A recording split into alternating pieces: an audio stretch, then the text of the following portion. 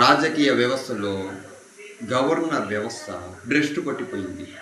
ఎట్లా అంటే ఒక పార్టీ పెట్టి ఒక సింగిల్ లార్జెస్ట్ పార్టీగా ఉన్న లీడర్ని పిలిచి బల నిరూపణ చేయించుకోవాలని చెప్పి అసెంబ్లీలో తీర్మానించాల్సింది తప్పితే మీ దగ్గర తీర్మానం చేసేది ఏంటి?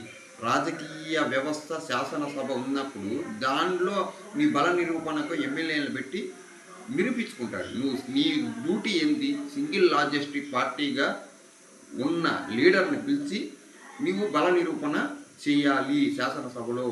అట్లా చేసి 2 వారాలు 15 రోజులు ఒక రోజు ఎన్నో రోజులు నువ్వు టైం ఇచ్చి ఆ లోపల నువ్వు నిరూపించుకోకపోతే నువ్వు రిజైన్ చేయాలని చెప్పి చేయాల్సింది తప్పితే నువ్వు నీకు సంబంధించిన వ్యక్తులు నీకు సంబంధించిన అధికారులు అంటే అధికారులు అంటే మీకు తెలిసి ఎవరిని విమర్శిస్తున్నాను నేను ఇక్కడ, వాళ్ళ మాటలు వినుకొని ఒక్కొక్కరికి ఒక పార్టీకి ఒకలాగా ఇంకో పార్టీకి ఇంకొకలాగా ప్రవర్తించడం ఏమాత్రం సమంజసం?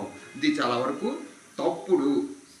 తప్పుడు పని, భ్రష్టు పట్టిస్తున్న గవర్నర్ వ్యవస్థకి నిదర్శనము. ఇకనైనా గవర్నర్లు అనేవాళ్ళు ప్రభుత్వానికి వారధిగా ఉండాలి తప్పితే బ్రోకర్ వ్యవస్థగా పరిణమించకూడదు. చాలా తప్పుడైన సంకేతాలతో ఈ గవర్నర్ వ్యవస్థని భ్రష్టు పట్టిస్తున్నారు.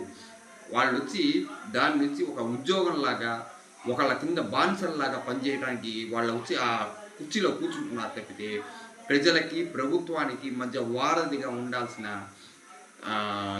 ఇదే లేదు వాళ్ళకి. తగుది అంటే తమిళంలో వాళ్ళకు ఒక ఆలోచన శక్తి లేదు. వాళ్ళు ఒక రబ్బర్ స్టాంపుల మాదిరి అనమాట. పై వాళ్ళు ఏం చెప్తే అది చేసే వాళ్ళు తప్పితే వాళ్ళకంటూ ఒక ఇది లేదు.